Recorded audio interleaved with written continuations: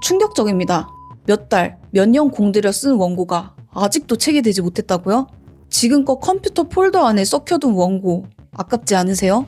출판사에 투고해봐도 아무 답장조차 받지 못하거나 거절의 답변만 돌아왔다고요? 심지어 원고는 좋은데 시장성이 조금... 이라는 편집자의 말 한마디 듣고는 그냥 책 쓰기의 꿈을 내려놓게 되는 분들 많이 봤습니다. 보통 저자가 되려면 출판사에서 먼저 연락이 오거나 출판사에 원고를 보내서 선택될 때까지 기다려야 한다고 생각하시죠? 하지만 그게 정답은 아닐 수 있습니다. 출판사에서 거절한다고 해서 여러분의 책이 세상에 나올 가치가 없는 건 아니라는 겁니다. 그래서 출판사 대표인 제가 오늘 출판사의 선택을 기다릴 필요 없이 혼자서 첫 책을 낼 수 있는 방향성을 안내해 드리겠습니다. 오히려 출판사에 도움받지 않고 책 내기를 더 잘했다고 말씀하시는 분들도 많습니다. 책을 내고 강의 활동을 하고 싶으시거나 퍼스널 브랜딩을 해서 고객을 만나고 싶다면 오늘 제가 알려드리는 방법이 답이 될 수 있습니다.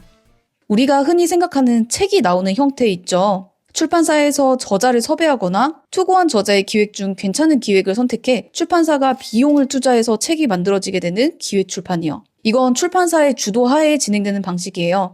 저자가 원고를 쓰더라도 결정권은 출판사에 있습니다. 출판사는 책을 많이 파는 것이 목적이기 때문에 많은 사람들이 궁금해할 만한 주제, 팔릴 만한 컨셉을 우선적으로 기획을 합니다. 그러다 보면 이런 현상이 생기게 됩니다.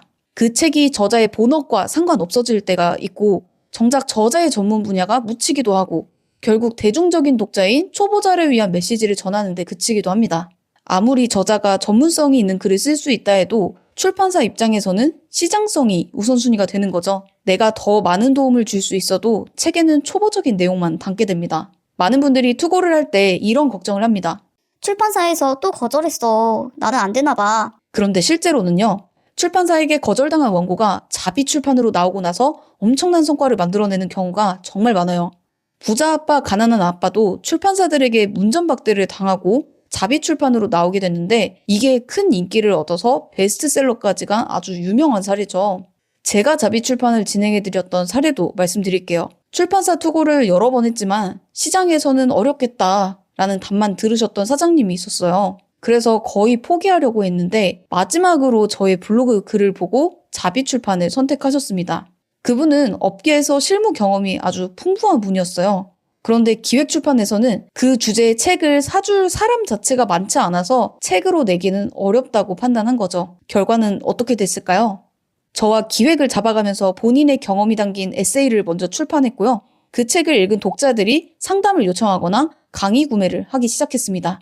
그 결과 단순히 책 판매 이상의 고객과 매출을 가져왔어요.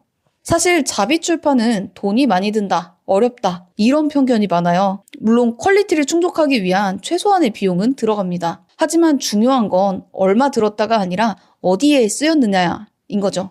요즘은 자신의 입맛에 맞게 출판사를 끼지 않고 독립 출판도 많이 합니다. 그런데 그런 분들이 책 디자인을 단순히 예쁘게 하기 위해서 비용을 쓰고 자신이 쓰고 싶은 내용을 담는 데 집중하시는데요. 전문가나 사업자분들이 책을 쓰신다면 사실 방향을 조금 다르게 잡아야 합니다. 내 고객이 읽는 책, 즉 나의 전문성과 철학을 기반으로 만들어지는 책은 내 브랜드의 가치를 정리하면서 내 사업을 더 적극적으로 알리도록 도와줄 수도 있어요.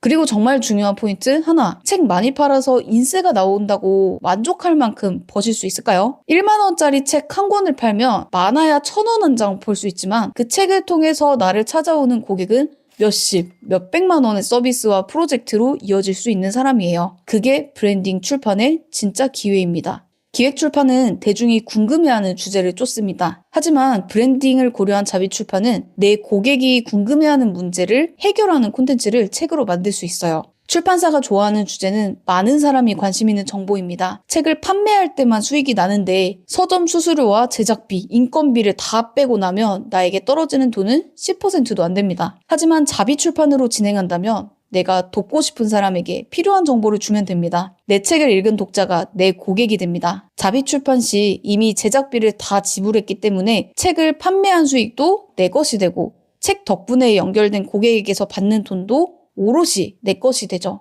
둘이 그래서 완전히 다릅니다. 제가 출판 상담에서 정말 많이 말씀드리지만 내가 책을 내므로써 얻고 싶은 것이 무엇인가? 이 질문에 대한 나의 답에 따라서 알맞은 출판 방식이 결정됩니다. 책 내는 길이 딱 하나만 있는 게 아니니까요. 출판사에 투고하는 방식도 의미가 있어요. 그 방법이 더 적절하신 경우도 분명히 있습니다. 하지만 그 과정에서 상처받거나 시간을 허비하면서 나는 책 쓰면 안 되는 사람이구나. 라고 결론 내리실 필요는 없다는 겁니다. 출판사에게 선택받기 위해 내 글을 계속 수정하고 내 이야기를 시장성에 맞게 바꾸면서 내 색을 지울 필요도 없어요. 요즘은 오히려 내 스스로 직접 저자가 되는 시대입니다. 종이책이든 전자책이든 서점에 내든 직접 판매하듯 내 메시지가 독자에게 닿는 게 중요한 거니까요. 정말 타인에게 도움이 될 경험과 이야기가 있다면 세상에 꺼내는 것을 망설이지 말아주세요.